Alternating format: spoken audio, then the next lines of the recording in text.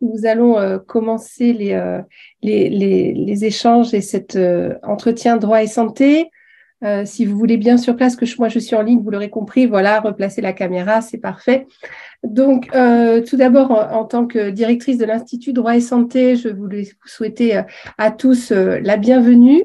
Vous êtes un nombre assez conséquent en ligne et quelques-uns en présentiel, je crois, et donc je suis ravie de vous voir aussi nombreux à être venus et être intéressés par ce sujet qui, effectivement, est d'une sensibilité et d'une problématique toute particulière qui sans aucun doute, nous mobilise tous, ou devrait nous mobiliser tous en tout cas.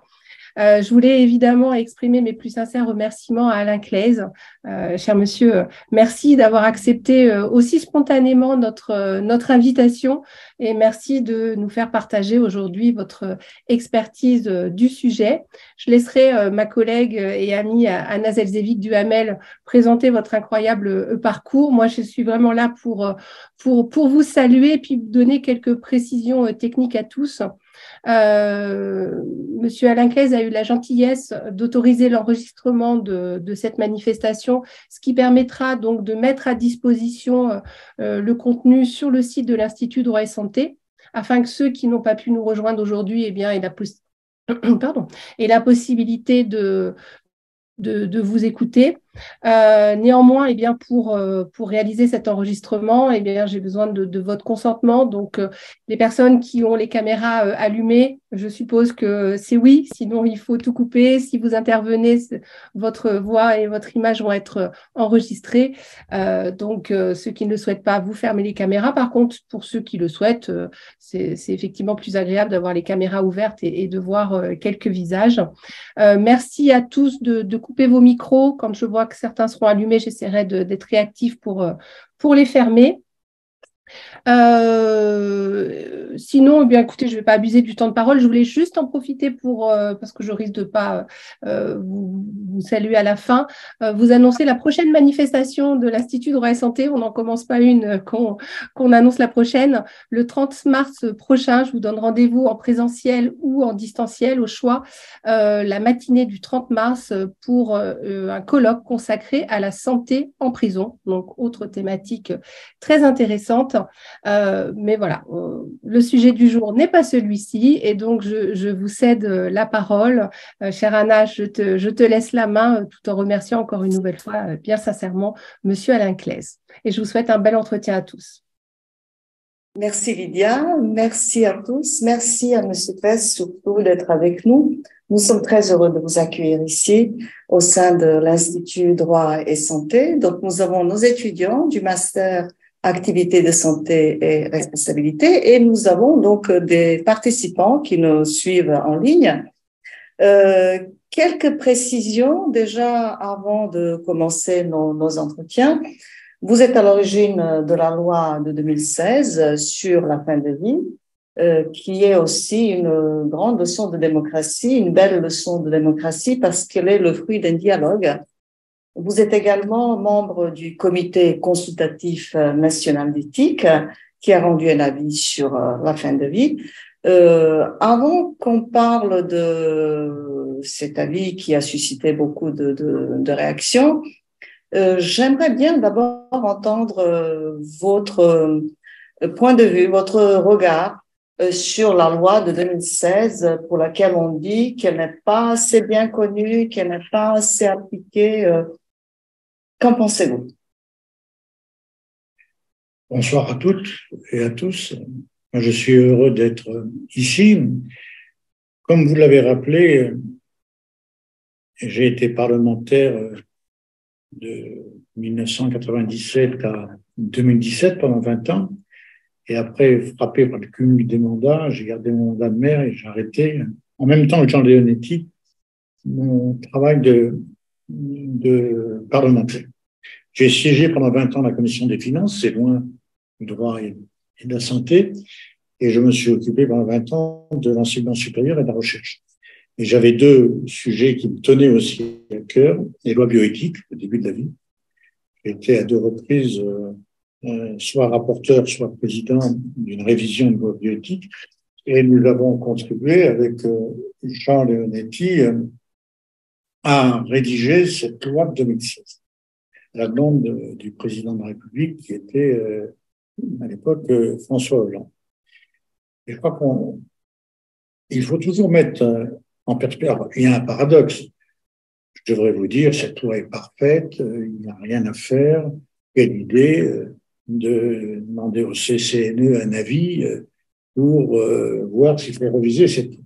Alors, il se trouve que j'ai les deux casquettes, j'ai contribué à faire cette loi et je suis rapporteur de l'avis du CCNE. Je vous expliquerai pourquoi. Il faut bien voir, le droit et une loi sur ces sujets de fin de vie, c'est de fixer un cadre. Cette dernière partie de la vie de nos concitoyens constitue toujours des parcours singuliers, personnels. Et la société française, dans ce cadre-là, est traversée par des débats, par des positions qui sont parfois contradictoires. Nous sommes dans un état laïque.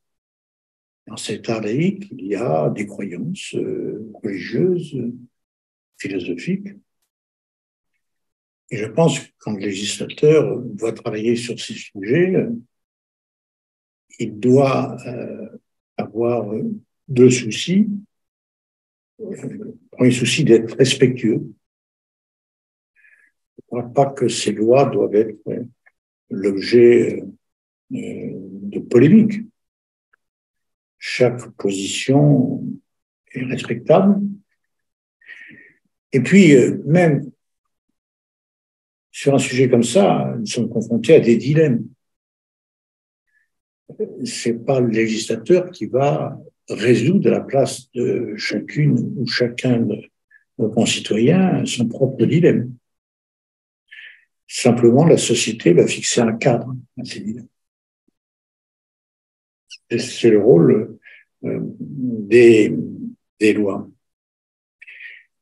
Alors, l'éthique, qu'est-ce que vient faire l'éthique dans ce sujet? C'est un sujet juridique. Quand il faut fixer la norme, vous m'arrêtez, vous êtes une juriste.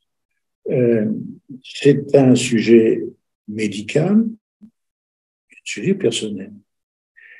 On va retrouver à travers ce sujet de fin de vie toute une série de notions que vous connaissez, le consentement éclairé, la solidarité, la nation, l'autonomie de la personne, et puis aussi toute une série de sujets que vous connaissez aussi, la vulnérabilité, bref. Si on devait résumer ces lois bioéthiques, ce sont des lois qui gèrent une tension normale entre la solidarité et l'autonomie. En 20 ans, il y a eu 4 lois essentiellement. Il y a eu, en 1999, la loi sur les soins palliatifs. J'y reviendrai tout à l'heure. En 2002, donc c'est une loi de solidarité, c'est-à-dire lorsque le curatif est achevé, quelle prise en charge, c'est un vrai sujet et central, les soins palliatifs, que je ne veux plus appeler les soins palliatifs, mais je préférerais appeler les soins d'accompagnement pour une véritable médecine de la personne. En 2002, il y a eu une autre loi importante, ça a été la loi de Stroessner, qui autorise un patient, après un débat en collégialité avec le corps médical, d'arrêter un traitement. Demander l'arrêt de son traitement. Donc, c'est une autonomie supplémentaire qu'on donne à la personne. Cet arrêt de traitement, si c'est quelqu'un qui est diabétique, conduira inexorablement à engager à un moment ou à un autre le pronostic vital. Donc, c'est la deuxième loi en 2002. En 2005, il y a eu une loi aussi extrêmement importante, qui est la loi sur ce qu'on appelle l'obstination déraisonnable. De quoi s'agit-il? Aujourd'hui, il y a beaucoup de progrès scientifiques dans tous les domaines, progrès entre guillemets, disons, une technique scientifique qui s'applique, y compris dans le domaine médical, et qui peut parfois et qui prolonger la vie, y compris artificiellement. Donc, il ne faudrait pas que, par un retour des progrès scientifiques, conduisent à développer la vulnérabilité des personnes. Donc, le législateur, là encore, a fixé un cadre pour déterminer ce qu'était l'obstination déraisonnable. J'y reviendrai parce que ça a conduit le Conseil constitutionnel à prendre des décisions importantes encore récemment, en fin d'année 2022. Et puis, il y a la loi de 2016 auquel j'ai contribué avec Jean Leonetti pour fixer 3 droits nouveaux, les directives anticipées, c'est-à-dire permettre à chacune et à chacun d'écrire ce qu'il souhaite pour cette dernière partie de sa vie. C'est pas simple d'écrire ça. Donc, la direction de la santé a fixé des cadres.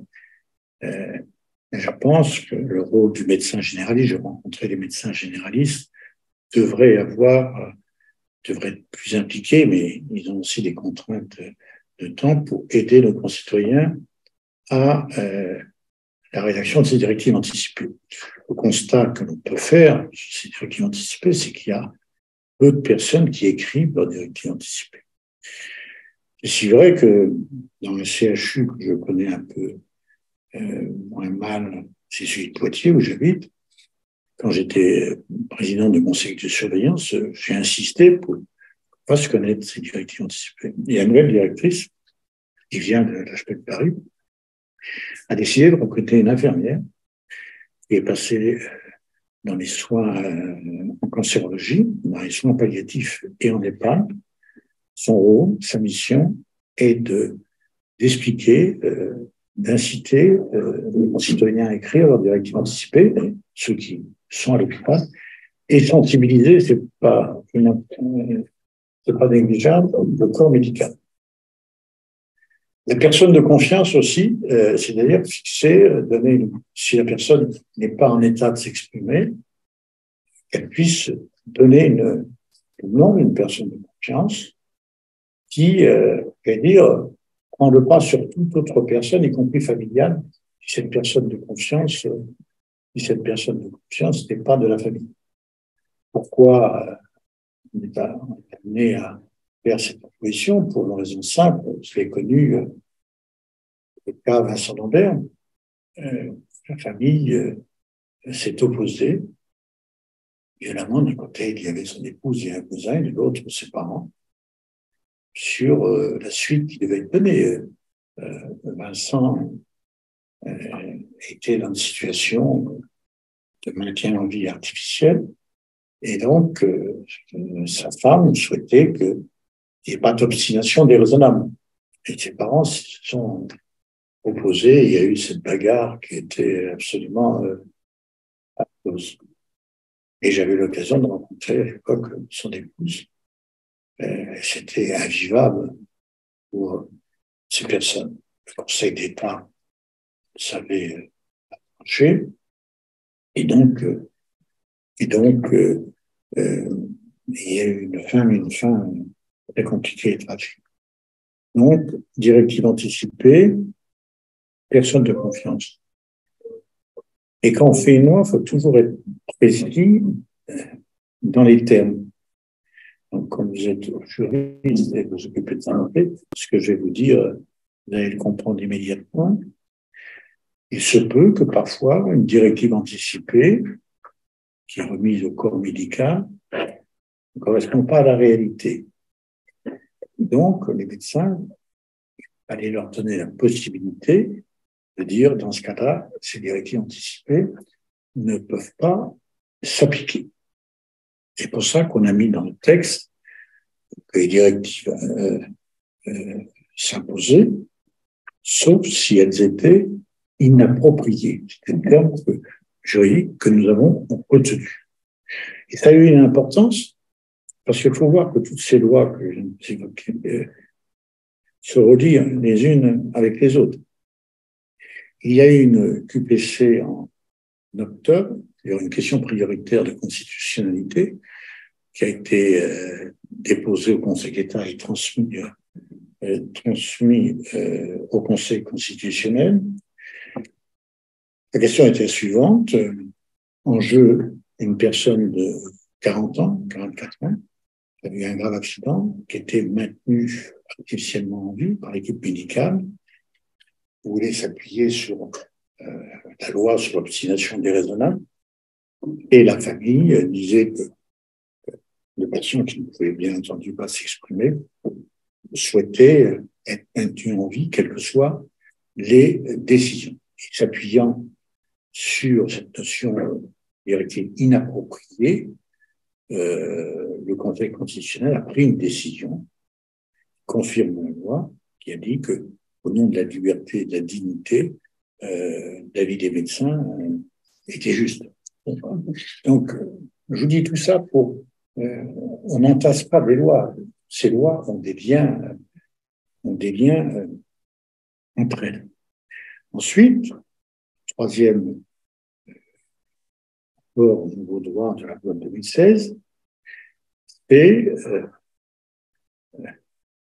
tous les mots là encore dans l'importance, c'est la possibilité à une personne de demander une sédation profonde et continue jusqu'au décès, lorsque cette personne est atteinte d'une maladie incurable, dont le pronostic vital est engagé à court terme, c'est-à-dire quelques jours.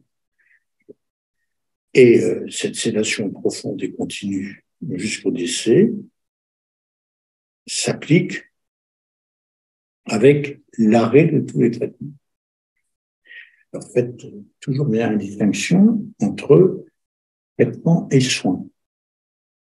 Un soin, ça se poursuit jusqu'au dernier souffle de la personne, c'est normal. Un soin, un traitement, s'arrêter.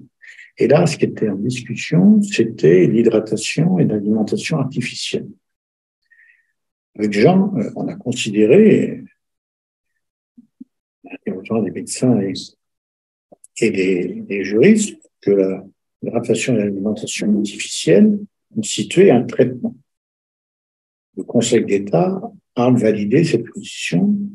C'est pour ça que lorsqu'on pratique une sédation profonde et continue jusqu'au décès, arrêter l'hydratation et l'alimentation artificielle.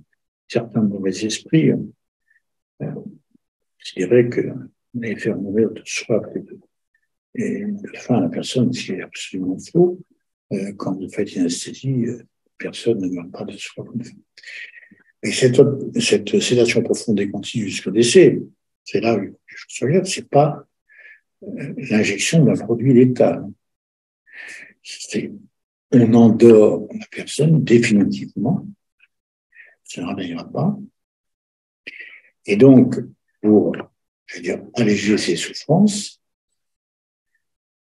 et la conséquence de cela, c'est sa mort. C'est une subtilité qu'il faut avoir en tête. C'est pour ça que sur ce sujet-là, le corps médical, on a parlé tout à l'heure avec l'ordre des médecins, n'a pas demandé la clause de conscience. Donc, voilà la loi de 2016. Alors, vous me dites qu'elle est formidable. C'est pas mon sentiment. Je pense que le corpus que nous avons, les 4 lois que j'ai évoquées, répond à la fois cette demande de solidarité et d'autonomie. Voilà. Là, personne ne peut le contester. Et quand on voit l'évaluation de la loi, si on veut évaluer la loi de 99, je vais y revenir, les soins palliatifs, il y a des inégalités territoriales, etc., énormes, je vais y revenir. La loi 2016 n'est pas suffisamment connue. Donc, je vais aborder ces sujets-là. Même si la loi de 2016 était connue, est-ce qu'elle réglerait tous les problèmes? Je réponds non. Je réponds non, car elle règle beaucoup de sujets, comme aussi engagé à court terme, et s'il est engagé à moyen terme, dans quelles conditions, elle ne règle pas forcément les problèmes parce que la situation ne sera pas adaptée, ou la question de l'aide active. Remarquez que je ne porte pas de jugement, je vous pose les choses actuelles. Alors, le législateur a fait 4 lois. Je ne sais pas ce qui viendra pour le reste. J'aimerais tout à l'heure. Je peux continuer là? Non, bien sûr. Hein, si vous voulez non, je vous en prie. Si vous voulez m'arrêter, non, je vous en prie. Vous m'arrêtez. Les soins palliatifs. Tout d'abord, force de réfléchir à ce sujet, je crois que le mot n'est plus approprié. Parce que pour nos concitoyens, les soins palliatifs, c'est des soins que l'on fait lorsqu'il n'y a plus rien à faire. C'est-à-dire que souvent, visiter l'Institut Jeanne Garnier à Paris il y a 15 jours, la durée de séjour à l'Institut Jeanne Garnier, c'est 8 jours. Et puis, ces soins palliatifs ne sont pas réellement connus et reconnus dans le monde médical. Alors, on vient, il faut faire des plans pour mettre plus d'argent sur les soins palliatifs. C'est vraiment. Les soins palliatifs sont très peu développés dans les EHPAD. 20 départements n'ont pas de système actif de soins palliatifs. Je ne parle pas des soins palliatifs à domicile. Donc, mettre de l'argent, il en faudra. Mais l'argent n'est pas inépuisable. Il ne faut pas dire je suis devant vous, il faut mettre de l'argent sur les soins palliatifs. Demain, je vais parler d'éducation, il faut mettre de l'argent sur l'éducation. Voilà. Il faut essayer de voir comment on peut, j'allais dire, utiliser au mieux l'argent et les personnes. De quoi souffre aujourd'hui cette discipline des soins d'accompagnement, dits soins palliatifs? D'abord, il y a un déficit considérable de formation dans les études médicales. Je ne sais pas les quelques heures qui sont consacrées aux soins d'accompagnement palliatif, mais c'est absolument négligeable. Même chose pour les études de médecine, d'infirmière ou d'aide-soignante. Je ne parle pas de la formation continue. Si vous regardez une structure médicale, il y a en France pratiquement pas, je crois pas qu'il y en ait, peut-être un, j'en sais rien, de PUPH en soins palliatifs. Vous savez ce que c'est qu'un PUPH? C'est un médecin qui a une double fonction, universitaire et hospitalière, il n'y a pas de PUPH. Ça veut dire que ça veut dire. En termes de recherche, si vous regardez l'INSERM, c'est quand même cœur de la recherche médicale, il n'y a pas de laboratoire, peut-être un, de recherche sur les soins d'accompagnement. Donc, c'est ça, pas de recherche, pas reconnue au niveau du corps médical, et des soignants, que ce soit l'aide-soignante, l'infirmière, le médecin, qui sont, j'allais dire, ils nous disent tous, on fait notre travail, mais on n'en peut plus, on n'a pas le temps humain pour accompagner ces personnes. Donc, c'est une véritable petite révolution qu'il faut faire. Il faut que dans tous les projets d'établissement, maintenant, que ce soit les CHU, que ce soit les structures médico-sociales ou des possibilités à domicile, on intègre comme soin, comme politique de santé, de traitement, ces traitements, non pas de confort, mais de traitement, je veux dire, pour accompagner la personne. Je vais être plus explicite. Je l'ai vu fonctionner à Toulouse dans un service de cancérologie. Prenez un service de cancérologie.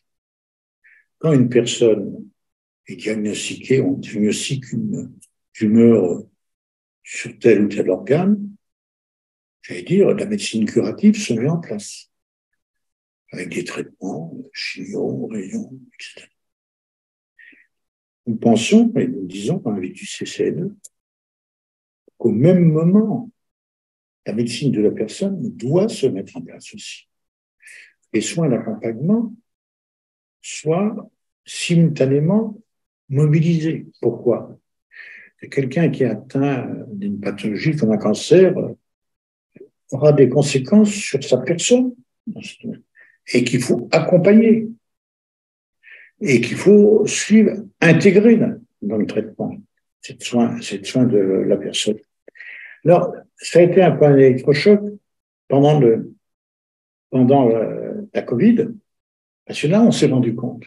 On était bon pour traiter la pandémie, on était bon, je pense que les pouvoirs publics, même s'il y a eu des erreurs, comme tous les autres pays européens, ont fait leur travail. Alors, bien sûr, on peut dire, ils auraient dû faire ça, mais simplement, je fais une parenthèse qui n'a rien à voir. Les pays occidentaux ont fait leur travail, mais on était assez honteux vis-à-vis des pays en voie de développement concernant cette pandémie. Donc là, on a redécouvert la mort. On a redécouvert la fin de vie et donc cette politique de la personne. Donc, je pense qu'aujourd'hui, si les politiques se saisissent de ce sujet, c'est là que pour moi, la vie politique est derrière moi. J'ai été député, j'ai fait la loi, je ne sais pas. Maintenant, je suis membre du Comité national d'éthique. Je ne veux pas me substituer aux responsables politiques qui existent, le Parlement, les ministres, etc. Donc, moi, je pense qu'il faut un signe, plus qu'un signe, afficher une politique des soins d'accompagnement. Je pense que c'est un déficit qui existe en France.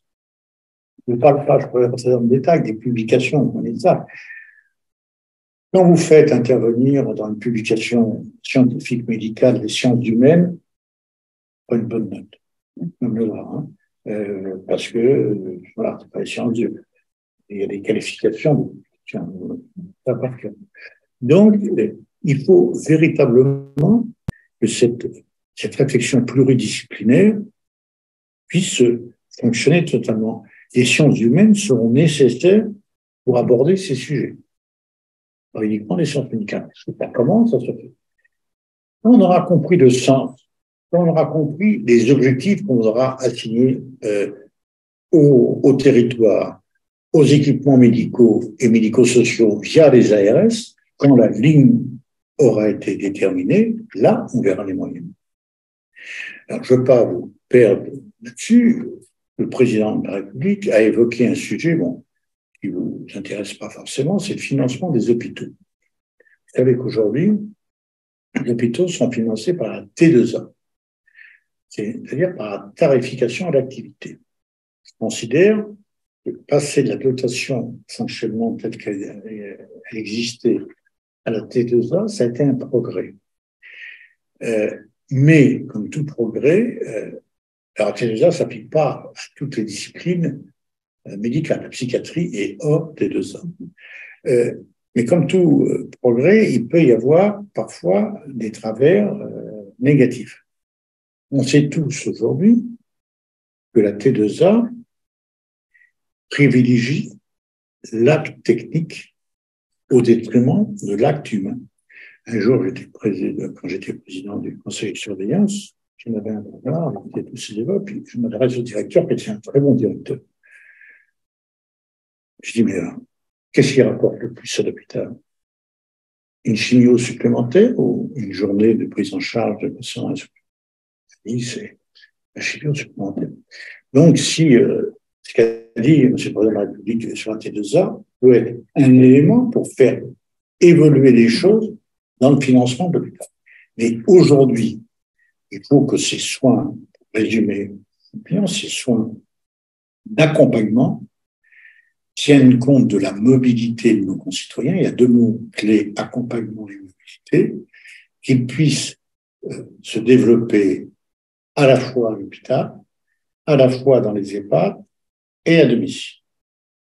J'en discutais avec des généralistes tout à l'heure, ils comprennent énormément cela. Et donc, si on fixe clairement la feuille de route, si avec la conférence des doyens ou des présidents d'université, on dit maintenant, on flèche les PUPH dans ce domaine. Un mouvement sera enclenché et après, on pourra affecter les moyens. Mais aujourd'hui, c'est pas dire on va injecter tant de millions. C'est important. C'est donner du sens. Et il ne faut pas résumer, parce que les soins palliatifs deviendront une secte un jour. Il ne faut pas résumer les soins palliatifs, ce qu'on donne 10 jours, 15 jours, avant que l'essai intervienne. Donc pour moi, c'est quelque chose de central. Dans nos pays, le curatif fonctionne bien, on se voit bien, pas bien quand même dans les hôpitaux. Quand le traitement curatif n'a pas fonctionné et que la fin de la vie approche, on ne voit plus les mêmes personnes au pied du lit. Ce sont souvent les infirmières, les aides-soignants, etc. qu'on voit. Parce que la mort est considérée comme un échec. Dans une société, on a redécouvert la mort pendant le Covid. Parce que nos concitoyens ne pouvaient pas faire leur deuil. Moi, j'étais maire à cette époque-là, visiter des EHPAD. Les EHPAD, c'était terrible. Les directeurs d'établissement ou directrices, les personnels recevaient des documents du ministère de 60 pages, ce qu'il fallait faire ou pas faire. Chacun se couvrait. Je ne remets pas en cause ces documents pour protéger les personnes. Et pour certains, c'était inapplicable. Je vous parle des EHPAD, mais quand je regardais les documents pour les crèches, c'était pire encore. Et quand je voyais des parloirs qui étaient dans une petite salle avec un truc en plastique, où il y avait d'un côté le résident, puis de l'autre, qui entendait mal et qui ne comprenait pas bien, et l'autre, la famille, c'était horrible. Et quand le deuil, c'est là où on a redécouvert la notion de mort. Et je crois que c'est quelque chose d'essentiel et qui a marqué notre société. Vous dites ça parce que le débat sur l'aide active à mourir, sur tous ces sujets, ne peut pas être compris si on ne remet pas tout cela dans ce contexte. Donc, loi 2016, je vous ai dit ce que j'en pensais. Il y a un travail, quoi qu'il arrive, quoi que décide le président de la République du gouvernement, faire mieux connaître, parce que la sédation profonde sera toujours utile. Et sur les soins d'accompagnement, qu'il y ait une vraie politique de soins d'accompagnement. Et c'est interroger autour de vous, c'est souvent ceux qui sont profs associés, il y a quand même quelques profs associés des soins palliatifs, leur parcours, c'est souvent des généralistes qui sont venus à l'hôpital. Ce qui prouve bien, et je discutais avec des généralistes tout à l'heure, ce qui prouve bien que les généralistes ressentent les choses. C'est vrai qu'on meurt plus aujourd'hui à l'hôpital, essentiellement à l'hôpital, qu'à domicile. Alors, certains disent qu'il faut pouvoir mourir à domicile, avoir des... C'est bien beau de le dire, mais il y a des pathologies qui ne permettent pas. Et puis deux, c'est fini le temps où il y avait 3 générations sous le même toit. Moi, j'ai connu, c'est vrai, ma grand-mère, mes parents, nous, qui vivions sous le même toit. Et c'est fini maintenant. Donc, c'est vrai que l'hôpital... Alors, pour résumer tout ça, donc il y a des inégalités territoriales, des inégalités au sein des établissements, et à domicile, bien sûr, et que ça conduit à des inégalités sociales. Je crois qu'il faut qu'on accepte ce constat. Et ces constats, j'allais dire, c'est pas à mettre sur la responsabilité tel ou tel gouvernement. C'est la société française est bonne dans le curatif, mais a des insuffisances dans la prévention et dans cette prise en charge de la dernière partie de vie. Et donc, c'est là-dessus aujourd'hui qu'il faut travailler. Alors, on dit souvent, c'est le seul, comment dire, les entrées, on meurt mal en France. Une chance, c'est qu'on n'a pas de témoins. On n'a pas de témoignage sur ce sujet. Mort n'est jamais facile. Mais c'est vrai qu'il y a ces inégalités. Alors, comment avancer s'il y avait des soins palliatifs développés, des soins répondent à ce sujet.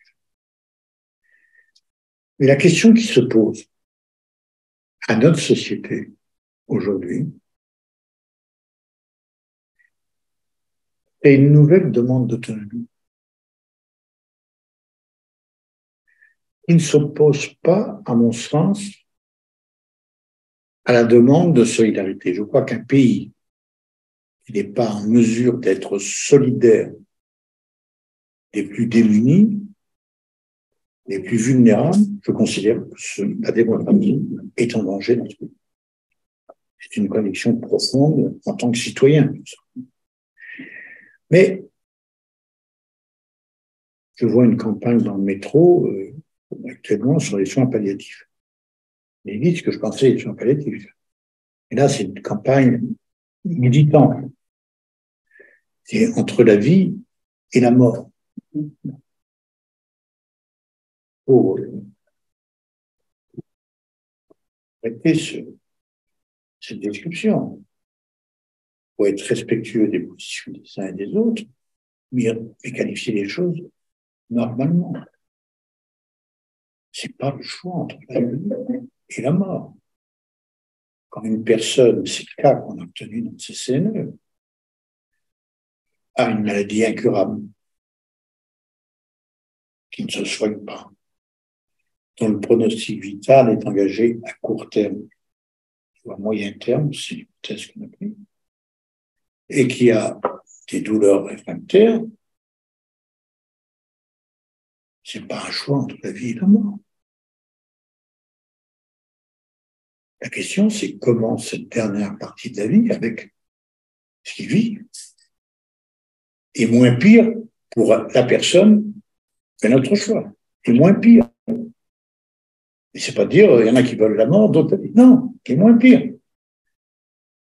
Quand quelqu'un décide d'arrêter un traitement, on voit en 2009, on sait très bien que le pronostic vital va être engagé. Donc, on a ce sujet-là. C'est un dilemme. Je termine juste, et puis après, c'est un dilemme. Je vous cite un exemple. Je peux donner le nom, parce que ça fait l'objet d'articles. Personne pour qui j'ai beaucoup d'estime, qui est morte, qui s'appelait Paulette Guinchat, qui était débutée avec moi en 2016, ouais, qui m'a dit Alain, et qui était atteinte d'une maladie incurable et particulièrement difficile. Elle dit, je te soutiens totalement en 2016. Je soutiens, c'est une voie d'équilibre, c'est parfait. C'est que si la maladie doit évoluer telle que je pense qu'elle va évoluer, ce que me disent les médecins, j'irai en Suisse. Ce qu'elle a fait. Et cette personne a été suivie jusqu'au bout par des médecins que je connais de soins palliatifs. C'est-à-dire qu'elle a été prise en charge. Mais malgré cela, à un moment donné, elle a voulu que malgré la qualité, ça s'arrête. Inversement, il faut toujours être j'ai discuté longuement avec les médecins de soins palliatifs, des personnes qui arrivent en disant je veux que ma vie s'arrête, je veux pas vivre cette dernière partie de vie. Et parfois, il y a des dialogues qui s'engagent et la personne revient sur cette position. Donc, voilà. Alors, par rapport à cette question éthique,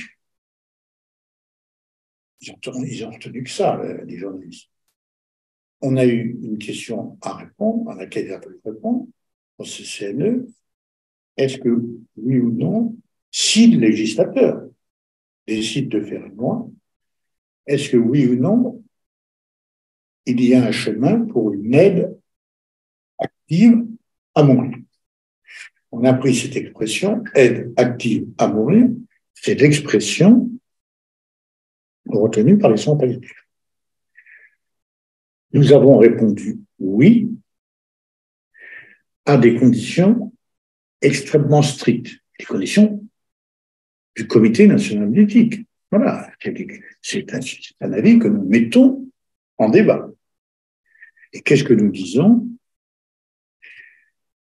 Il faut que la personne soit autonome, c'est-à-dire qu'elle puisse exprimer sa demande, donc qu'elle ne soit pas, qu'elle ait toutes ses fonctions psychologiques, qu'elle exprime sa demande, qu'elle soit dans une situation maladie incurable, pronostic engagé à moyen terme, c'est-à-dire ce que ne règle pas la loi de 2016, c'est-à-dire 6 mois, quelques mois, et sa demande doit faire l'objet d'un débat collégial avec l'équipe de médecins, pour que l'équipe de médecins ait la certitude que c'est un vrai consentement voulu par la personne, que c'est pas une dépression qu'elle a momentanément, qu'elle n'est pas influencée par son milieu familial. Bref, voir l'authenticité de son consentement à travers cette autonomie. Et si ils arrivent à cette conclusion, il faut une prescription. C'est le médecin qui fait une prescription d'un produit d'État. Là, nous sommes dans l'assistance au suicide. Deuxième sujet, j'en ai fini, sur l'euthanasie. On s'est dit, une personne qui est autonome psychologiquement, mais qui ne peut pas faire le geste physiquement, il faut l'aborder d'un point de vue éthique. Qu'est-ce qu'on dit? Et là, le groupe, qui est majoritaire, si je veux dire les résultats de la vie de CNE, c'est divisé. Certains disaient il faut laisser le juge apprécier, c'est la position de Badinter. Laisse le juge, le médecin prend ses responsabilités, mais on laisse le juge apprécier.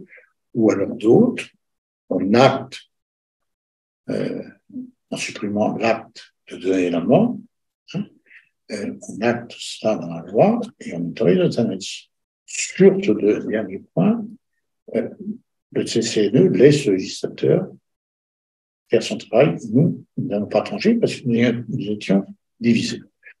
Dernier point, les recommandations qu'on faisait, c'est la Convention citoyenne, on pourra y revenir tout à l'heure, elle est en route.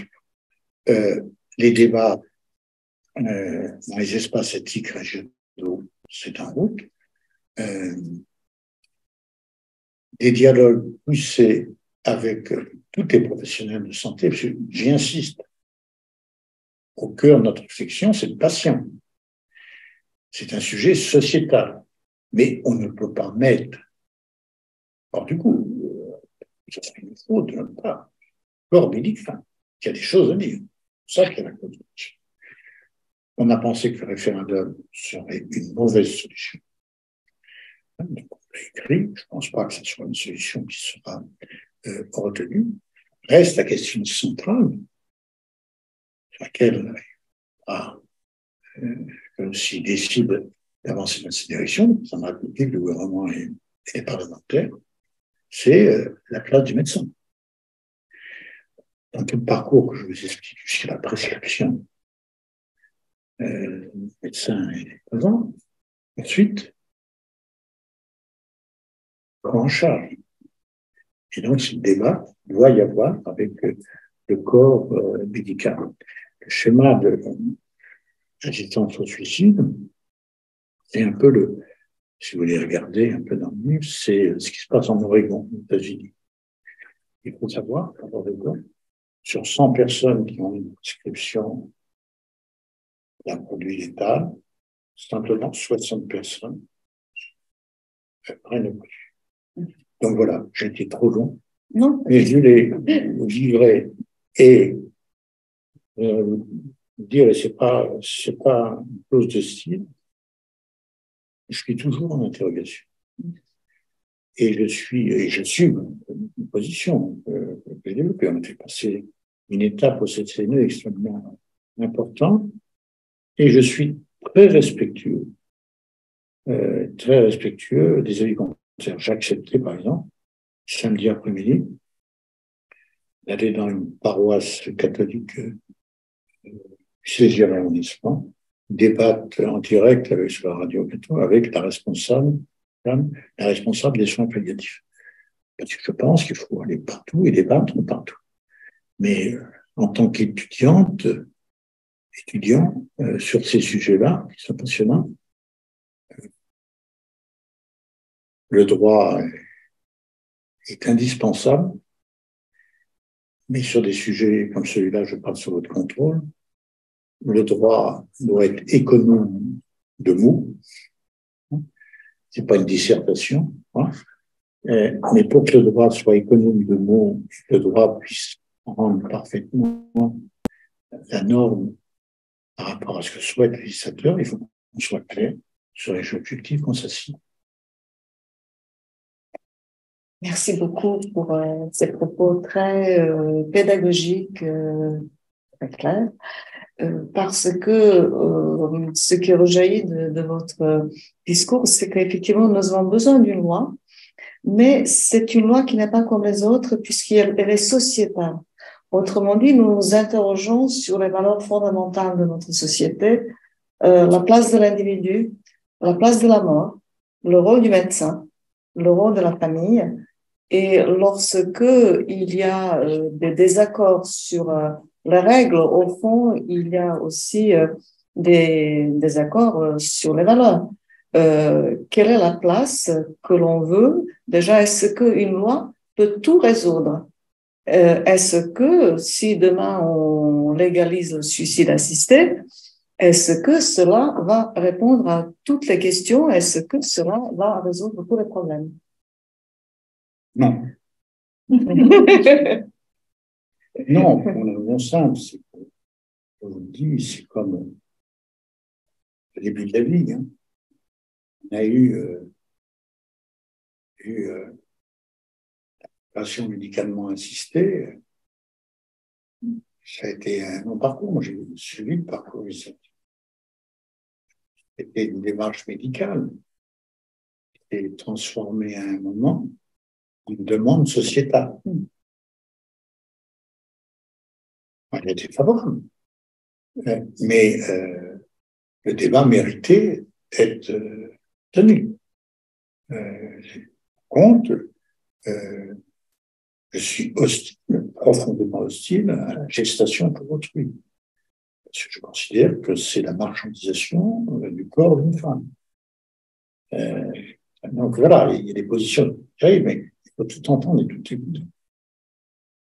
Alors, j'avais une question, puisque vous parliez du terme sang palliatif qui ne vous plaît pas, et vous préférez vous parler de soins d'accompagnement. Est-ce que c'est parce que vous pensez que c'est le changement terminologique qui permettrait justement de ne pas se dire que le sang palliatif, c'est un choix entre la vie et la mort? C'est une très bonne remarque. Je l'avais pas abordé, je l'avais pas exprimé comme ça. C'est une très très bonne remarque. Moi, dans mon esprit, soins palliatifs, on pallie l'impuissance de la médecine pour traiter. Mais quelque part, c'est voilà, ça peut être. Il faut pas absolument pas opposer soins palliatifs, d'une part, vous pouvez avoir des soins palliatifs et guérir de votre cancer. C'est ce que je veux faire comprendre. Mais quand on a eu 3 ans de traitement, parfois extrêmement dur, et qu'on s'en sort de la mission, on s'en sort avec, si la personne n'a pas pris en charge, avec des handicaps importants. La personne en tant que telle est fragilisée. Et donc, c'est pas uniquement des soins qu'on produit quand il n'y a plus rien à faire pour soulager. Mais après, soins d'accompagnement et aide active à mourir, c'est dans un cas bien particulier où on sait que la mort sera portée. C'est pas un choix entre la vie et la mort. On sait que. Mais j'allais dire, qu'est-ce qui est en jeu? C'est la manière de mourir. Je ne sais pas si je m'exprime bien, ça ne choque pas ce que je dis. Non, la manière de mourir, c'est-à-dire, et moi je respecte, accompagner doucement la personne, et d'autres personnes se disent, la façon de mourir, je veux pouvoir l'appeler et dire, voilà ce qui est supportable pour moi. Hein. Et ça, c'est du domaine de la sphère privée, individuelle, intime. Et la question que pose madame, c'est est-ce que ce choix de sphère intime doit être non pas encadré, mais est-ce qu'on doit tenir compte de ça dans la loi pour sécuriser le monde médical, mais pour répondre à ça. Interrompre un traitement, la loi d'interrompre, ce pas des choses qui se passent tous les jours. Hein. Et il y a, parce qu'on ne regarde pas assez la loi de 2016, applique aussi la sédation profonde et continue. Si je l'ai voulu, aux personnes qui arrêtent un traitement. Parce que ça a été un débat. Le débat était de dire, ils arrêtent un traitement, c'est de leur volonté personnelle, on va leur offrir la sédation profonde et continue, jusqu'au décès, on va leur proposer. Donc, ça figure clairement dans la loi. Hein. La sédation profonde et continue s'applique pour éviter l'obstination déraisonnable, et s'applique aussi pour des personnes qui auraient arrêté un traitement et dont le pronostic vital est engagé. Je ne sais pas si je m'exprime, parce que tous les mots ont leur importance. Et votre remarque, je la retiens. Je la retiens. Et il ne faut pas, ce qui peut expliquer un peu leur campagne, c'est pas choisir la mort. La mort, c'est choisir, j'allais dire, une qualité de vie. Permettez-moi juste de rappeler ce que vous avez dit tout à l'heure, ces distinctions fondamentales entre le traitement et le soin. Ah oui, donc, ça. une personne pour laquelle on a arrêté les traitements, parce que le médecin a décidé que la médecine ne pouvait plus rien faire pour elle sur le plan. Le soin. Voilà. Le soin, c'est effectivement une forme d'accompagnement. C'est le respect de la personne. Voilà, jusqu'au bout. Donc, c'est-à-dire, le médecin est le garant de la qualité de vie. Bien sûr, humecter les lèvres, soigner un escar, etc. Voilà. Tout ça. Donc, la personne n'est pas délaissée. Surtout pas. On a arrêté les traitements. C'est pour ça qu'elle est délaissée. Parfois, les journalistes confondent un peu ces termes soins. Non, c'est deux choses différentes. On peut peut-être, utiliser la terminologie anglaise pour ça, qui je trouve est assez bien faite, lorsqu'il distingue the care and the cure. The cure, c'est vraiment le soin dans j'entends très mal, là. Voilà. Care et cure.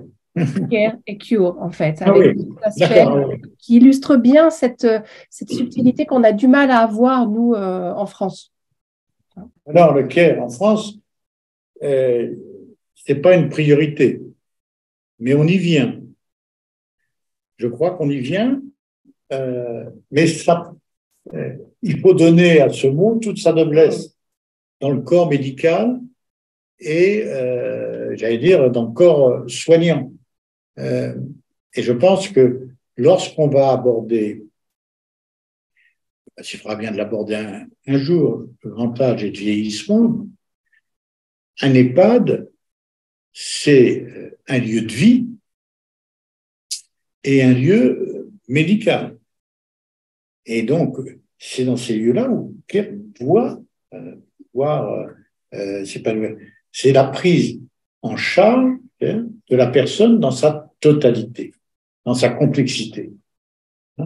Et arrêtons de découper en tranches la personne par organe. C'est d'autant plus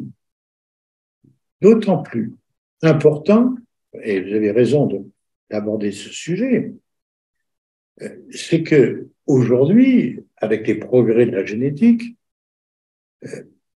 on veut faire une médecine de la personne, entre guillemets. C'est-à-dire, il y a peu de grandes découvertes sur les molécules. L'imagerie médicale a fait plus de progrès que les molécules. Mais on essaye de trouver des molécules ciblées pour traiter la personne en tant que telle. Donc, toute cette technicité, c'est très bien. Lequel, c'est un état d'esprit. C'est la médecine dans sa totalité pour la personne. Il y a un autre sujet qui va venir, c'est la santé et le vivant. Je ne parle pas d'environnement volontairement, je parle de vivant. Parce que on sait très bien que le rapport aujourd'hui homme, animal, plante est indissociable, avec des champs de recherche considérables. Déjà, on cherche des polémiques sourdes sur l'origine du virus, le coronavirus. Mais tout ça, ça va être un bouleversement total. Mais aujourd'hui, c'est le bien-être de la personne. Et bien, le bien-être de la personne, c'est un sujet sociétal majeur que nous ne pouvons ignorer et que le monde médical ne peut ignorer. Hein? Il y a des approfondissements à faire, mais ça commence dans le monde médical. Par rapport à il y a 20 ans, d'une part, je dis toujours, par rapport à 20 ans ou 30 ans, il y a des progrès dans la prise en charge du malade. Et attention à la technicité trop grande qui nous ferait oublier le malade. C'est pour ça que le rôle du médecin généraliste est un sujet central. Si on a demain que les imageries médicales traitées par l'intelligence artificielle et de la même façon les examens biologiques, on passera à côté de beaucoup de choses. Et on passera à côté de souvent les médecins me disent, 50 âge, les jeunes internes ne savent pas ausculter un foie. Voilà, bon, c'est peut-être exagéré, je ne suis pas médecin, mais prendre la personne dans son. Pensez-vous qu'il faudrait peut-être revoir aussi la formation des médecins, introduire plus une dimension humaniste dans les études de médecine? Moi, je crois que c'est pas à moi de déterminer les programmes, mais je pense que les médecins vont être confrontés, comme beaucoup de professions, à deux choses. Le traitement des données en médecine va être un élément essentiel. Parce qu'à un moment ou à un autre, il y aura un problème de formation des médecins pour interpréter les images qu'ils verront. Hein? Donc, il y a un volet, j'allais dire, technologique qui va être essentiel dans la formation des médecins. Et puis, de l'autre côté, pas longtemps, autre point, il y a à apprendre la personne dans sa globalité. Hein? Pas uniquement en fonction de ses analyses biologiques et de santé, dans sa totalité, c'est-à-dire dans son ressenti par rapport aux accidents de santé, par rapport à son contexte social, à la pénibilité d'un certain nombre de choses. Je crois que c'est tout ça qu'il faut prendre en considération. Et je suis sûr, si on prend tout cela en considération, il y aura naturellement parfois des économies sur les dépenses de santé. Et c'est une petite révolution dans les têtes. Hein. Est-ce qu'il y aurait d'autres questions, peut-être? Excusez-moi. Oui. Bonsoir. J'ai une question. Je voulais un peu savoir finalement la responsabilité des médecins du corps médical face justement à cette fin de vie, si c'est possible, ou du moins pas forcément comment est-ce qu'elle est engagée, mais vu qu'ils n'ont très peu de formation, enfin comment ça se passe? C'est un sujet, la responsabilité du médecin est bien engagée. Quand le médecin prescrit, quand le médecin prescrit, il engage, et ça ne peut pas être une collégialité, il engage. Mais aujourd'hui, la loi a permis d'encadrer, de protéger quelque part le médecin. L'obstination déraisonnable est sûrement le meilleur exemple.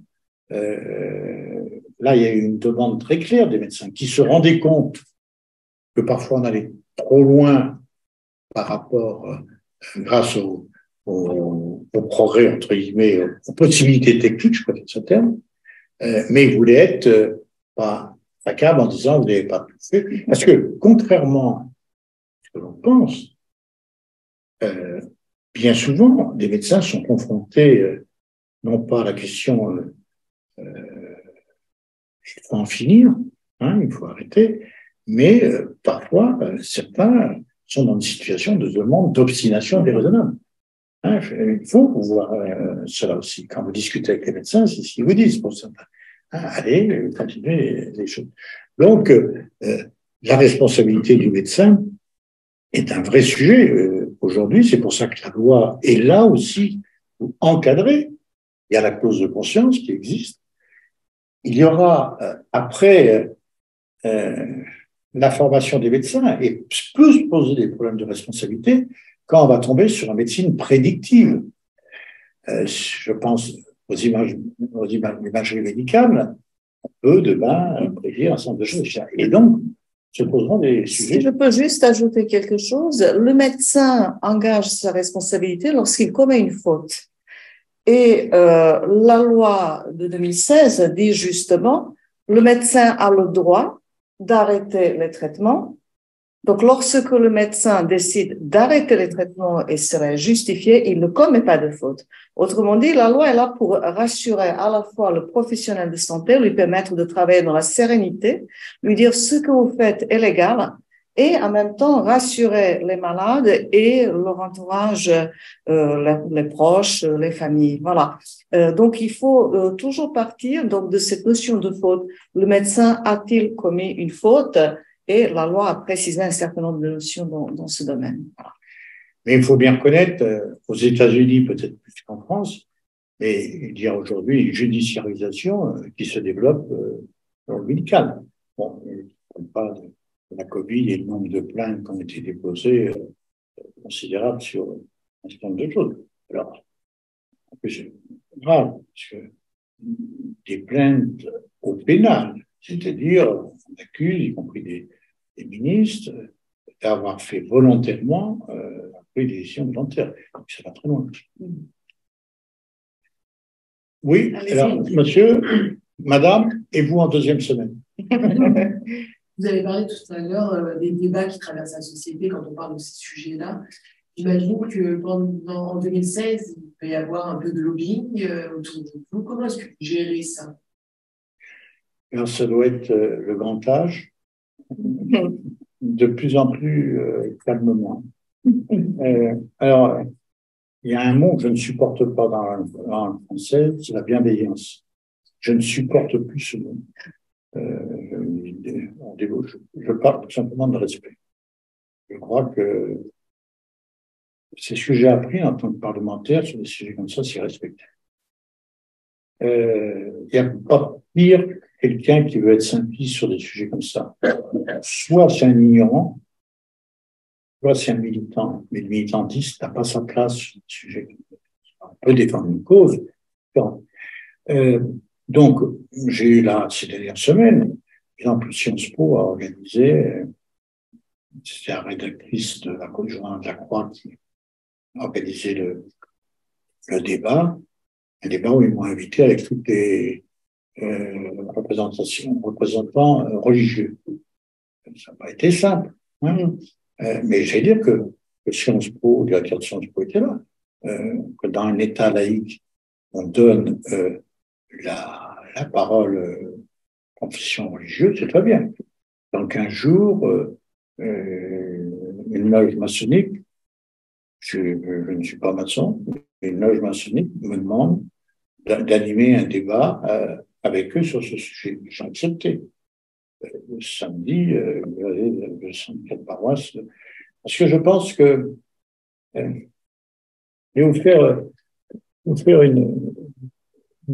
faut toujours faire attention et pas passer parfois à côté ou faire des.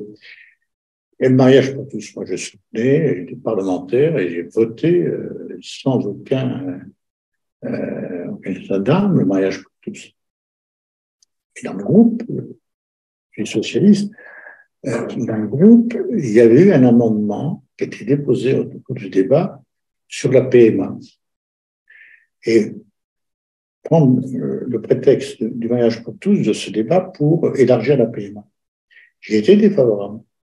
Je me suis battu pour que ça ne se passe pas. Parce que sur des sujets, non pas que j'étais contre l'ouverture de la PMA, mais ça ne se faisait pas au détour d'un amendement.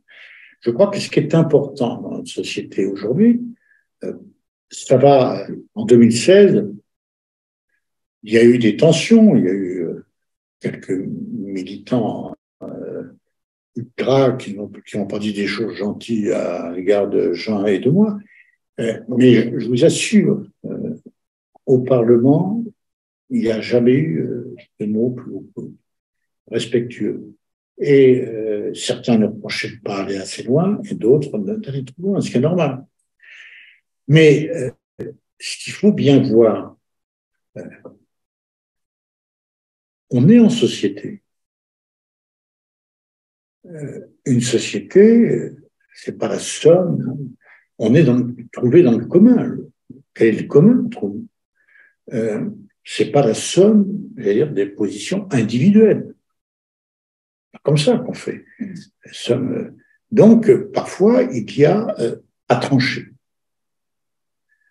Alors, l'argument sur l'aide active à mourir, moi, que je trouve pas forcément pertinent, mais qui est utilisé beaucoup par ceux qui militent là-dessus,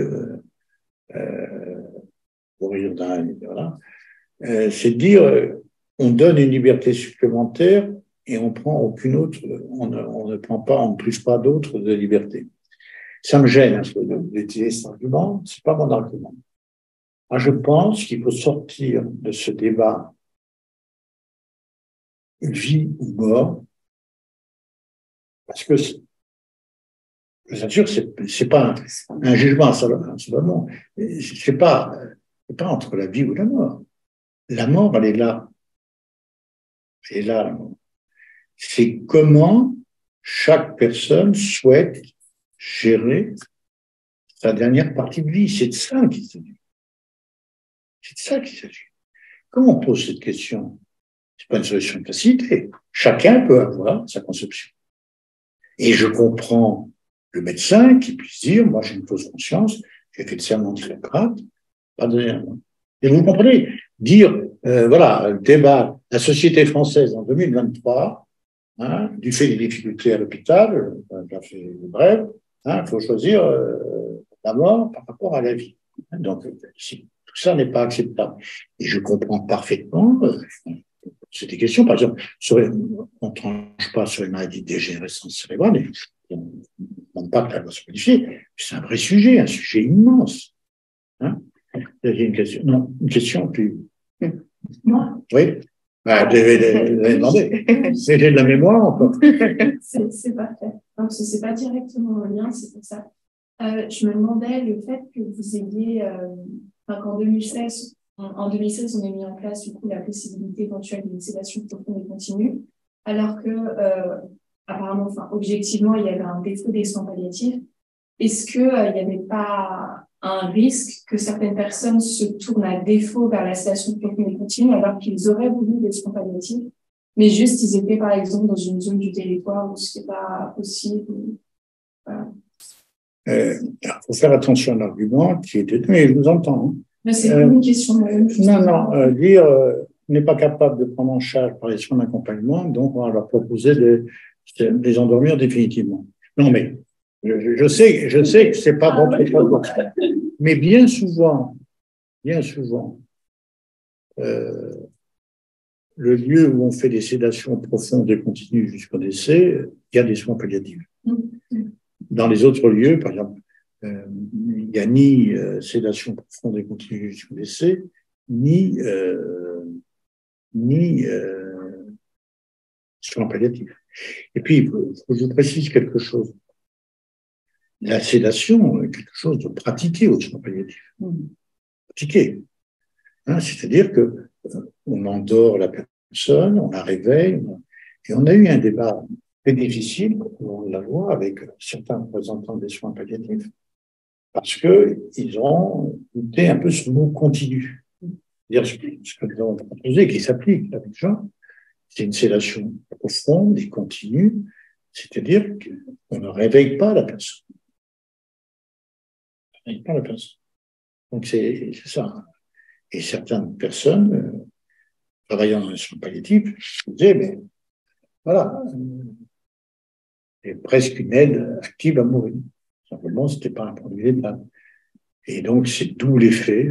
Moi, j'explique objectivement, d'où l'effet, c'est que on juge l'intentionnalité, je parle sur votre contrôle, l'intentionnalité, c'est-à-dire que l'intentionnalité n'est pas, en premier lieu, de donner la mort, mais de souffrir, d'alléger la souffrance, et cet allègement de souffrance peut conduire à la mort. Ce qu'on appelle le double effet, on n'a pas de commentaire. Moi, c'est une question vis-à-vis de l'avis du 13 septembre du CCNE dans lequel vous êtes. Vous me dites si je me trompe, parce que vous savez mieux que moi. Mais tout à l'heure, vous me disiez que vous aviez affirmé que si une loi parlait d'aide active à mourir, vous n'étiez pas contre. Vous avez dit que vous étiez d'accord à moyen terme, etc. J'ai relevé que le CCNE disait qu'il existait une loi pour une application éthique à l'aide active à mourir, mais qu'il ne serait pas éthique d'envisager une évolution de la législation si les mesures de santé publique recommandées dans le domaine des soins palliatifs ne sont pas prises en compte. Donc, en fait, il faut d'abord bien appliquer la loi sur les soins palliatifs avant de passer sur une loi de rédaction. L'expression que j'ai utilisée pendant tout la vie est d'être facile à retenir. Je ne sais pas si le mot figure, mais l'expression que je dis moi, parce que j'ai dit, il ne faut pas, et je dis au président de la République, il ne faut pas de loi stèche. C'est-à-dire, si on arrive demain, si le législateur, le président de la République dit, on fait une loi sur l'aide active à mourir, point, sans aborder ce grand volet des soins palliatifs et le cadre, je pense que cette chose perdra son sens. Je crois que le sujet auquel la société est confrontée, c'est comment accompagner le mieux la personne lorsque la mort est à moyen terme au rendez-vous, comment la société peut apporter des propositions, des solutions, un encadrement à différentes possibilités pour, j'allais dire, que cette dernière partie de vie se passe dans les meilleures conditions. Et je vous ai interrompu, allez-y. Et non, c'est... Et du coup, je me demandais, ce choix, en fait, de ne pas passer directement à une loi sur l'aide active à mourir, ce qui est influencé par le fait que, on nous dit beaucoup, nos professeurs nous disent que la majorité de la population française aujourd'hui serait favorable, mais que les professionnels de santé seraient assez défavorables. Est-ce que c'est vrai déjà? Et est-ce que c'est un petit peu influencé par le fait que les professionnels de santé, donc ce serait plutôt eux les premiers concernés, même si c'est la personne en soi, puis eux en seconde position, vous influencent dans ce choix de ne pas passer directement à cette... Écoutez, on a vie en...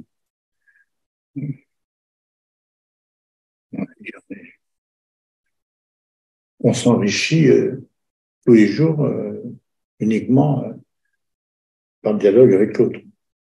Donc, moi, j'ai une foule d'interlocuteurs. Mais j'essaye, de temps en temps, de faire un point fixe pour moi. Ce que vous dit votre professeur est juste. quand on fait des sondages, c'est des sondages sur des biens portants. Des biens portants. Est-ce que vous voulez l'aide active à mourir? Que vous ayez, si vous souffrez, etc., si vous ayez une personne qui n'est pas plus de 80%. Hein? Chez les médecins, des médecins vont faire leur avis. Et vous verrez, je suis convaincu que ce ne sera pas radical.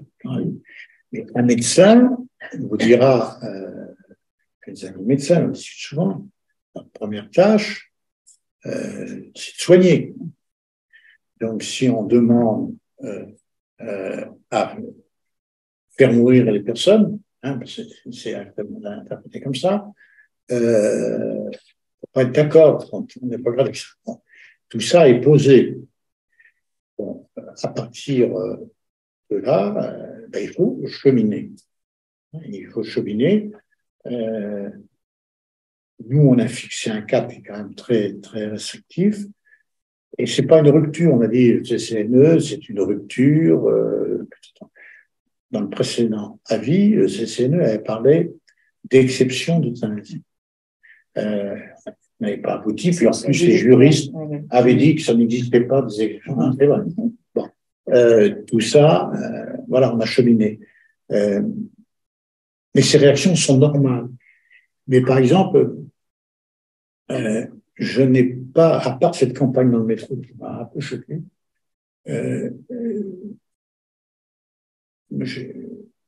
je sens pas de radicalité actuellement. Tout le monde se rend bien compte qu'il y a à faire évoluer des choses. Hein, que la vulnérabilité, tous ces sujets ne sont pas forcément bien pris en compte en France. Alors, je ne veux pas dire que les modèles étrangers sont parfaits, hein, voilà, mais il y a cette matière. Hein, il y a cette matière qu'il faut prendre en considération, et c'est pour ça que j'ai dit il ne faut pas de loi sèche. Je reprends cette expression parce que ça me paraît essentiel. Mademoiselle, oui, allez-y. Allez-y. Du coup, moi, j'avais une question un peu plus aussi politique. Voilà. Est-ce que du coup, dans ce que vous dites sur l'aide active à mourir, en gros, ça permettrait d'ouvrir la possibilité pour les personnes dont le pronostic vital est engagé de mourir ou de demander justement de pas demander une sédation profonde et continue. Et pour l'instant, le pronostic vital engagé, il faut qu'il soit engagé à court terme. Là, on ouvrirait pour des pronostics vitaux engagés à moyen terme, pas à long terme. Pourquoi tout simplement pas mettre en place une sédation profonde et continue pour les pronostics vitaux engagés à moyen terme et pas mettre une aide active à mourir? Est-ce que, du coup, ce serait pas plutôt un faux argument d'ouvrir cette liberté de proposer cette aide active à mourir? Parce qu'en fait, ça reviendrait tout simplement trop cher pour les pouvoirs publics de garder en sédation profonde et continue ces personnes-là. Non, alors, je suis pas médecin. Je parle avec, il y a peut-être dans celles et ceux qui nous écoutent des personnes qui vont porter la contradiction, donc c'est très connu. La sédation profonde et continue, lorsque le pronostic vital est engagé à très court terme, quelques heures, quelques jours, est efficace. Si on applique cette sédation profonde et continue jusque pour des pronostics qui sont à moyen terme, la fin de vie est difficile. Parce qu'il y a un maigrissement, etc., ça peut durer longtemps. C'est pour ça que je vous l'ai dit tout à l'heure, au début, dans le cadre de la loi de 2016, même si elle a été bien appliquée, elle ne règle pas tout. Et c'est si vrai, la lettre de mission que le président de la République et le Premier ministre nous avaient adressée, à Jean Zanetti et à moi, c'était bien lorsque le pronostic vital est engagé à court terme. Hein, c'était pour vous préciser les choses. Donc, c'est pas un problème d'économie, mais ça ne peut pas s'appliquer. Et d'autre part, un autre volet, certains apportent la dégénérescence et la répression, mais c'est un tout autre sujet. Et puis, pour en revenir au sondage, vous savez, on a introduit dans la loi de 2016 la possibilité de modifier ces directives anticipées à tout moment. Vous n'avez pas forcément les mêmes directives anticipées quand vous êtes bien portant et qu'on vous annonce une pathologie particulièrement grave. Est-ce qu'il y a Peut-être en ligne, Anna, pardon, peut-être prendre des questions en ligne. Oui, oui, ben justement. Des Voilà. questions qui sont là. Il y avait Andrea Cailleux, je crois qu'il y avait une question s'il y avait toujours d'actualité. Je crois qu'elle se connecte. Alors, on vous écoute. Bon, elle ne doit pas y parvenir. Bon, il y a des personnes qui avaient levé la main qui ne posent plus le… Ah oui, Andrea Cailleux. André Cailleux. Je vois une question, par exemple, je prends au hasard des questions qui sont posées. Quid des euthanasies clandestines? Est-ce que vous avez, alors par définition c'est clandestin, donc on n'a pas trop de chiffres, mais la personne évoque près de 5000 décès. Est-ce que vous avez à peu près les mêmes chiffres? Je n'ai pas de chiffres. Pas de chiffres, d'accord. Ok. Sur des aides actives à mourir clandestines. Oui. Mais non, je n'ai pas de chiffres. Pas de chiffres, d'accord. Est-ce que vous avez… alors, j'essaie de retrouver les questions. Je ne m'attendais pas à faire le tri là. Moi, alors, il y a quelque chose qui me titille depuis tout à l'heure. Vous évoquez à plusieurs reprises la clause de conscience. Oui. Il me semble bien qu'en matière de fin de vie, justement, on n'a pas posé de clause de conscience parce que reconnaître une clause de conscience, quelque part, c'était reconnaître qu'on portait atteinte à la vie, qu'on mettait fin à la vie. Donc, je suis un peu perturbée par votre référence à la clause de conscience. Que vous soyez perturbé, je le regrette. Je pourrais être comme vous perturbé. Et vous expliquer. En 2016, on n'avait pas prévu de clause de conscience. On n'a pas prévu de clause de conscience. Le mercredi, où on regardait les amendements en commission des affaires sociales, il y a eu le même amendement demandant une clause de conscience. Un de ces amendements venait de ceux qui étaient pour l'euthanasie et l'autre venait de ceux qui ne voulaient pas que la loi évolue. Et je le rappelais au président du Conseil de l'ordre tout à l'heure, on a demandé une réunion d'urgence au Conseil de l'ordre et au président de l'époque, et ils avaient délibéré et ils n'avaient pas demandé la clause de conscience. Pourquoi? Parce que tout ça tient au fait, du double effet, hein, dans la sédation profonde et continue jusqu'au décès, l'intentionnalité est d'alléger la souffrance du patient, mais il n'y a pas d'utilisation de produits létals. Et dans le deuxième cas, il y a l'utilisation d'un produit létal. Voilà pourquoi, dans le deuxième cas, on propose la clause de conscience. Et pour moi, philosophiquement, je ne veux pas tordre la réalité, et c'est un sujet de débat. Je ne peux pas, en conscience, dire c'est le choix entre la vie et la mort. Le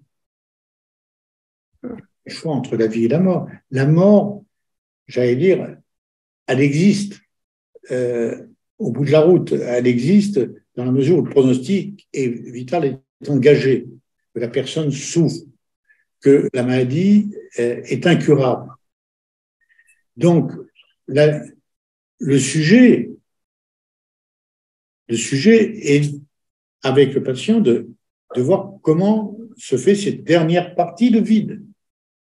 Est-ce qu'on l'aide à passer ce cap, cette aide à mourir, ou est-ce qu'on continue jusqu'au bout, avant la mort, la soin palliatif? Mais la mort n'est pas remise en cause, la mort, elle existe, quoi qu'il arrive au bout.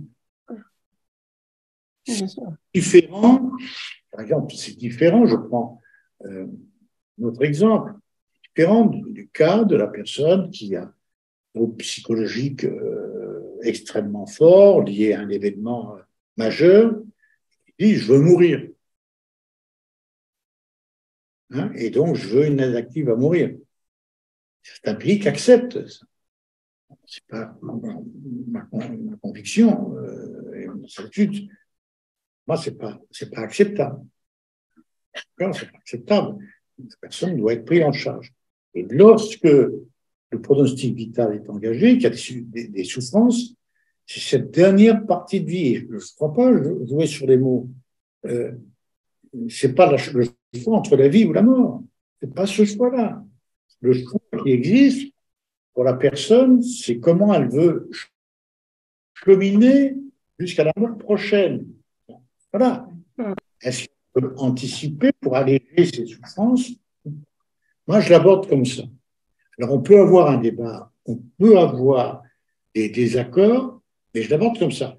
Ceci étant, produit létal donne la mort. Elle donne la mort.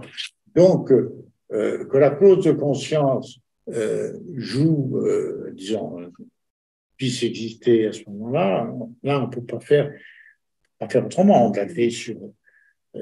On l'a fait sur IVG, avec parfois des applications qui n'ont pas été simples. Mais, vous voyez, il faut y faire attention, parce que ce que vous soulevez après, si vous soulevez, pose une autre question. Je vous ai expliqué quand même depuis un certain temps, depuis qu'on est ensemble, il ne suffit pas de voter moi, pour qu'elle vive. Là, par exemple, en Espagne, ils ont légiféré sur l'aide active à mourir, un peu brutalement, sans concertation. Et là, il y a un blocage du corps médical. Donc, voilà, il faut, j'allais dire, tous les partenaires doivent être. Au Portugal aussi. Oui. Au Portugal. Au Portugal, c'est le président qui a mis le veto. Oui. Voilà, donc, alors, il y a des difficultés au Portugal et en Espagne. C'est pour ça qu'il faut tenir compte de l'ensemble des parties prenantes. Je crois que c'est indispensable. Et je me fais le relais d'une dernière question que j'ai vue dans le chat. Quid de la problématique des mineurs? Vous avez toujours exclu le principe d'une reconnaissance de ces droits pour les mineurs, ou y a-t-il eu discussion? Est-ce qu'on pourrait imaginer des choses comme en Belgique? Alors, sur les mineurs, je vais vous répondre, parce qu'on l'a écrit noir sur blanc dans la vie. Je sais que c'était des sujets de préoccupation, y compris chez les collaborateurs du président. On ne traite pas le sujet des mineurs dans l'avis 139, et on l'écrit. Ça nécessitera un avis spécifique. Et on ne voulait pas aborder ce sujet en 2 phrases ou 3 phrases. Et on l'a écrit noir sur blanc dans l'avis que ça nécessitera, mais c'est un sujet extrêmement important que vous évoquez et qui est devant nous. Et les majeurs protégés aussi? Pardon? Pour les majeurs protégés, ce serait pareil? Pour les majeurs protégés, il faudra voir ce que le législateur décidera on n'a pas fait de projet de loi, hein, mais dans notre réflexion, on n'a pas abordé les mineurs. Hein, on n'a pas abordé les mineurs. Voilà. très bien. Alors, Andrea Cailleux qui lève la main est perdue. Elle a disparu, elle ne nous entend plus. Par contre, il y avait une question de Pierre Potier qui demandait des précisions sur la mort à moyen terme, en disant que d'un pays à l'autre, cette notion de moyen terme avait des durées différentes. Est-ce que vous avez précisé? Alors, ça sera l'autorité de santé qui déterminera. Vous savez, quand une loi est votée, vous savez, il y a des décrets d'application et des arrêtés, et ça sera l'autorité de santé de la fixer. Le court terme a été fixé clairement dans la loi de 2016. Le Conseil d'État avait été consulté, tout le monde avait été consulté. Pour moi, c'est quelques mois. C'est quelques mois. Très bien. Écoutez, merci. C'est moi qui vous remercie. Merci beaucoup. Je ne suis pas très gai d'aborder ces sujets le soir, à la tombée de la nuit. Mais on l'a abordé avec beaucoup d'enthousiasme, beaucoup d'envie d'apprendre, d'écouter. Et n'hésitez pas. Voilà. Écoutez, Et un donc, grand merci de votre disponibilité. Vous êtes à la Convention citoyenne. Oui. Et la Convention citoyenne est une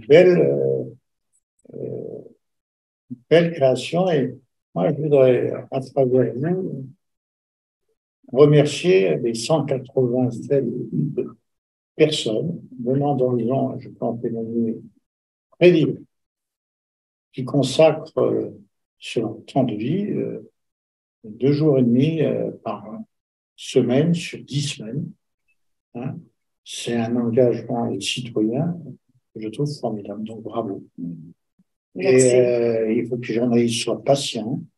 Ils attendent la fin de la convention et que les conventionnels puissent s'exprimer le plus clairement possible et qu'on n'essaie pas de biaiser ou de leur faire dire des choses qui ne veulent pas encore. Mais je veux témoigner aussi, par le contrôle, que cette convention citoyenne, dans son organisation, n'a pas été partisane. Non, je confirme. Les politiques n'ont pas mis une dé de nord. La première ministre est venue, explicitant la question qui lui était posée. La présidente de l'Assemblée nationale est venue.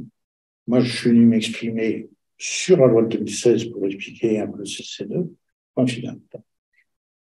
Après, il y a eu toute une série de personnes qui sont venues. Voilà. Merci beaucoup. Merci beaucoup.